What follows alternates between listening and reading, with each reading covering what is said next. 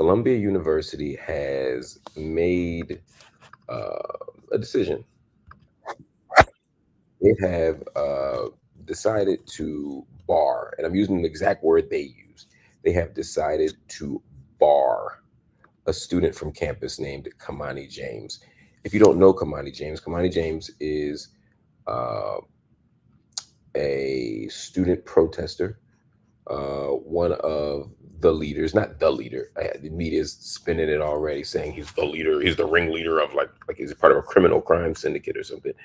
But he is, however, one of the campus leaders of the encampment, the anti-genocide protests, the Gaza advocacy movement that you see on Columbia University campus, that encampment that has captured the imagination and the inspiration of so many people around the country. He is one of the leaders. He is uh, passionate. He is vocal. And he drew the attention of the campus administration. And part of the backdrop to this, if you don't know, is of course um, that there's tensions on campus. The pro-Palestinian activists are on the one side, and then you have people who are suggesting that somehow these pro-Palestinian activists are anti-Semitic, that they are threatening the well-being and the safety of the Jewish students on campus. And so this has become the national conversation. You know, what are these crazy pro-Palestinian students doing? Jewish students are afraid to come to campus. They're forcing professors to be locked out of their jobs. Almost all of those claims are untrue or woefully misrepresented, but they become part of a narrative. And Khymani James got caught up in that narrative. In particular, uh, he shared um, some words on social media. In this generation, their activism is very public, it's very visible, it's very digital. Um, all their thoughts, all these things are all part of the conversation. So the public record is filled with information, some of which can be used to undermine a movement, some of which can be used to impeach someone's credibility, some of which can be used to hold people accountable for things they do that's actually wrong. All the things are on the table. But when it comes to Khymani James, he was actually taken to a disciplinary hearing with Columbia University administrators, which he recorded and that he posted on Instagram. And he was he was saying some stuff. But during the hearing, which was held by a center at Columbia called the Center for Student Success and Intervention, they kept asking him about this comment he had made on social media where he was talking about fighting a Zionist. And he said, "I don't fight to injure or for there to be a winner or a loser. I fight to kill." Now, one of the administrators said to him, somewhat reasonably, I think, "Do you see why that is problematic in any way?" And Khymani, Mr. James, said no. Um, Apparently, in this hearing, he said, and my source for this part is the New York Times. He said, these are all the same people. He compared Zionists to white supremacists and Zionists to Nazis. He said, these are all the same people. The existence of them and the projects they have built, i.e., Israel, is all antithetical to peace. It's all antithetical to peace. And so, yes, I feel very comfortable calling for those people to die. So he also said, be very grateful that I'm not just going out and murdering Zionists. So they've decided to bar him from campus because of his comments. And I'm going to show you something else he said that has the right-wing media in a frenzy. Now, it wasn't clear what it means to say they're barring him from campus. Barring somebody from campus could mean suspending them. It could mean expelling them. It could mean, hey, you got to take your classes online for a bit because you're a threat to others. I mean, it's really unclear what it means to say someone's barred from campus. So it's hard to know what our reaction should be because I don't know what the penalty actually is. I'm going to do my homework and find out tonight. But this is complicated. But I want to show you Khymani's actual words. I want you to hear from his perspective, his context, for his words. And the reason I'm bringing it up is because as someone who has been quoted out of context, or someone who has been misrepresented in what I said or in what I meant, it's really important to me to represent this young man's words properly. And so I want to play it, and then I'm gonna give you my reaction on the other side. It's about 2 minutes long, so prepare yourself. But I want to give you a sense of what he's saying and why he's saying it, because I think we can then have a reaction after that. But until we see his whole words in context, I don't think it's actually fair. I don't actually think it's fair to him, and I hope you agree, at least with my approach here. So he goes to social media and he's explaining what he thinks about violence and what it means in a real fundamental way to say whether or not you believe Zionists have a right to live. That some persons need to die if they have an ideology that results in the death of thousands, hundreds of thousands, millions. If there are people like that who exist, shouldn't they die? Why would we want people who are supporters of genocide to live? I'm confused. Zionists, along with all white supremacists, need to not exist because they actively kill and harm vulnerable people. They stop the world from progressing. Oh, okay. Thank you. What? Thank you. And so be glad, be grateful that I'm not just going out and murdering Zionists. I've never murdered anyone in my life, and I hope to keep it that way. That meeting was so done. I actually kind of hope they do kick me out because I've been meaning to travel to South America. Obviously, the United States would never support the murder of Netanyahu, but imagine how many lives would be saved possibly, right? Because we all know that the replacement will probably, but philosophically speaking, the death of a maniacal genocidist like Netanyahu in Israel, his death would theoretically mean that many people would live. Zionists, they don't deserve to live comfortably, let alone Zionists don't deserve to live. The same way we're very comfortable accepting that Nazis don't deserve to live, fascists don't deserve to live, racists don't deserve to live, Zionists, they shouldn't live in this world. If we're truly in it, and when I say in it, if we're truly living life and living in this world in order to achieve peace, the existence of Nazis, white supremacists, Zionists, these are all the same people. The existence of them and the projects they have built, i.e. Israel, it's all antithetical to. So I think you get a sense here of what he's saying. I'd be curious to know in the comments what you all think. Do you feel that what he said was wrong? Do you feel like what he said should be punished? Do you feel like what he said is dangerous? These are all questions that the university has to wrestle with. Now, let me say one thing first. If I am a university administrator,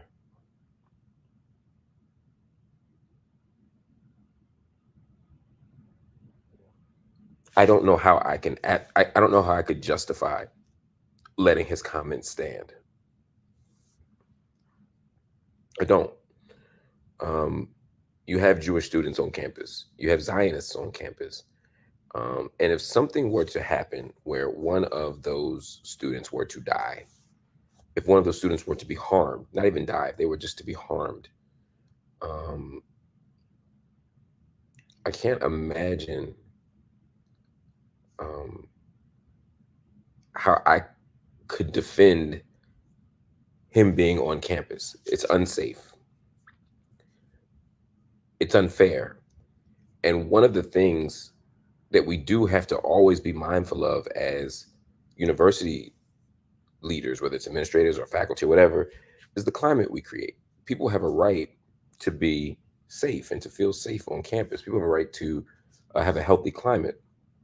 Now, it's one thing to say students aren't always entitled to feel comfortable. Because if you are, say, a MAGA person, you may not feel comfortable with Black people there.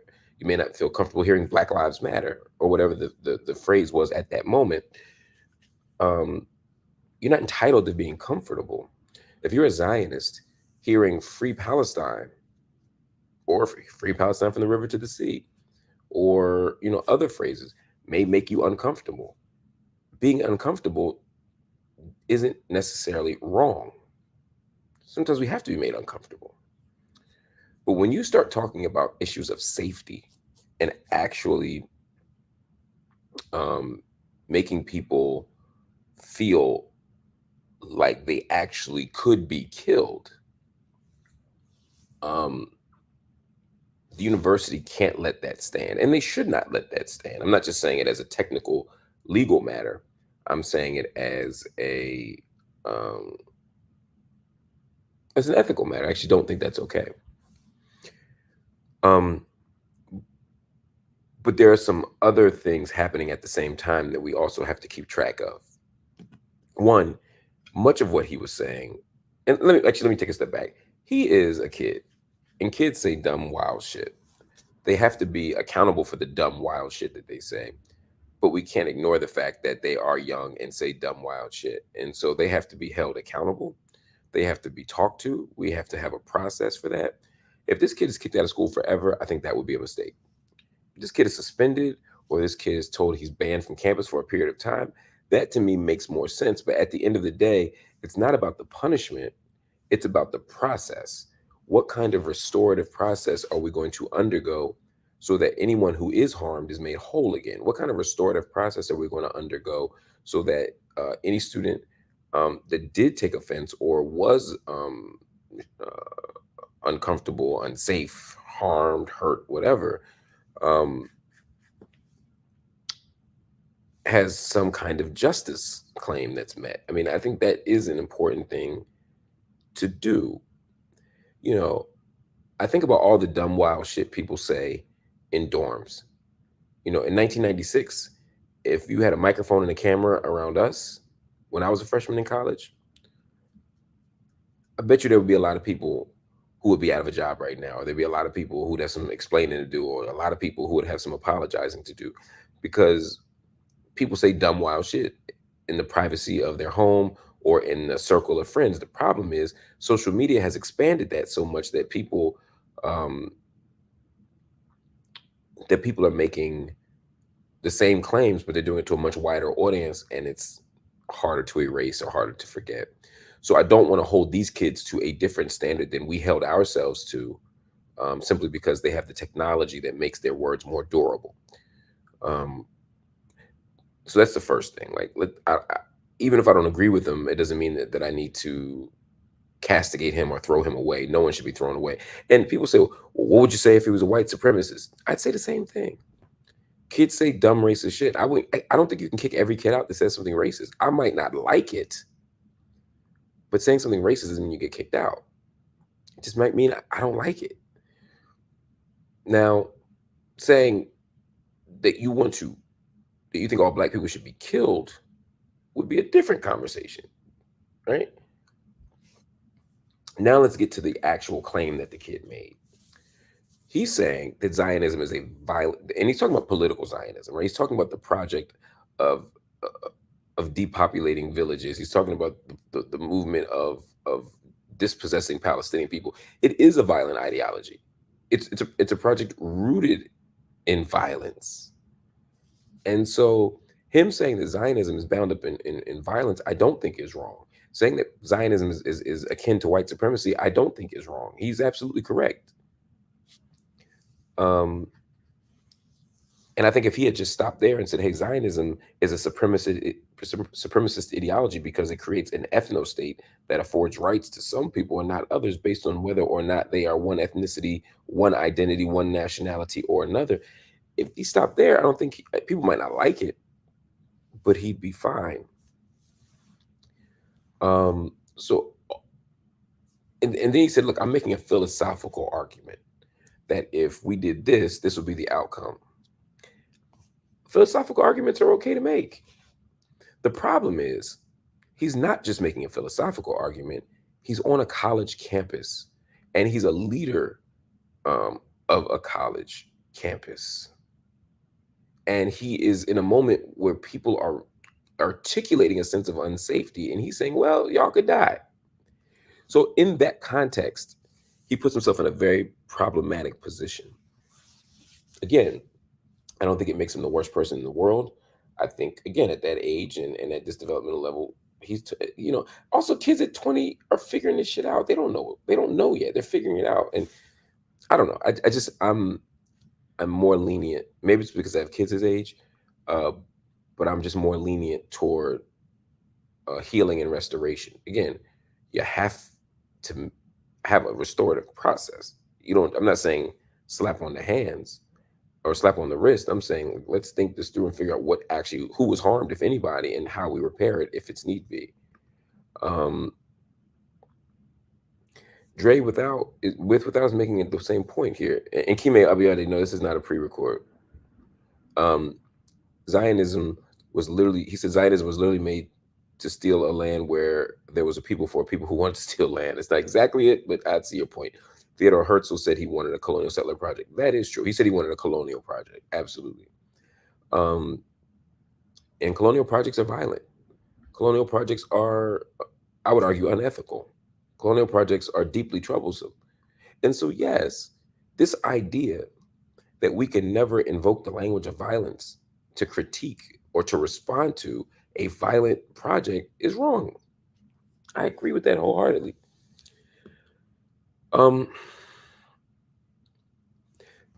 It's the college campus part of it that makes it tricky and challenging. That's all I'll say.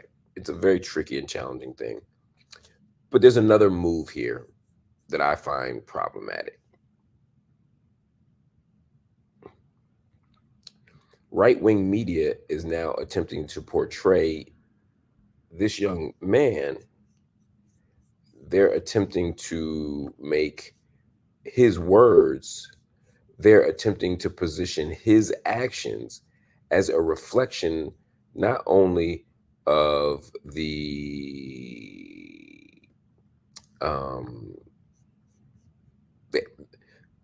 Columbia University encampment actions that have been going on, but they've also tried to make it reflective of pro-Palestinian activism in general. So they're basically saying, look, see, this is what we told you the whole time. All these kids, all these people, they just hate Jewish people and want them all to die.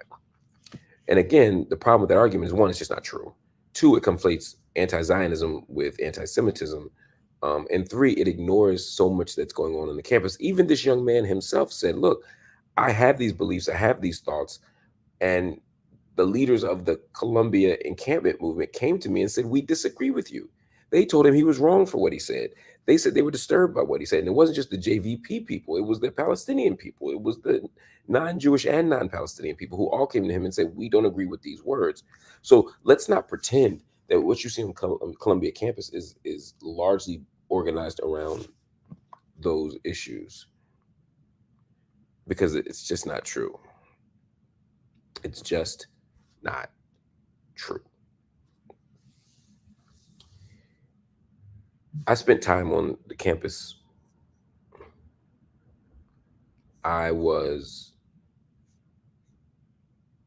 been there multiple times since October 7th, but I was specifically there on Tuesday. On Tuesday, I went into the encampment. I looked at what was happening. I saw the young people. I watched them organize. I watched them protest. I watched them make signs. I watched them dance dubkeh. I watched them make libraries. I watched them celebrate. And there was no hate in the room. There was no anti-Semitism in the air or in the room or in the words or in the actions. It just wasn't there. It was young people who were participating, sometimes for the first time, in an organized action for justice. And to me, it was beautiful. It was a beautiful resistance. It was a marvelous, as I said, militancy. And I found such beauty and purpose and power in it. And I hate the fact that the right-wing media is now attempting to misrepresent what happened, and they're attempting to use this particular young man, this particular incident as evidence that the whole movement is troublesome. And again, I don't want to throw him away either. I don't want to make him somehow this boogeyman or somebody who said something that's just so beyond the pale that he can never be redeemed. Much of what he said was true. Again, I don't think anybody should be made to feel unsafe on campus. I don't think anybody should be made to feel like their lives are in danger on a college campus. That's unacceptable. But saying that Zionism is a violent ideology is not wrong.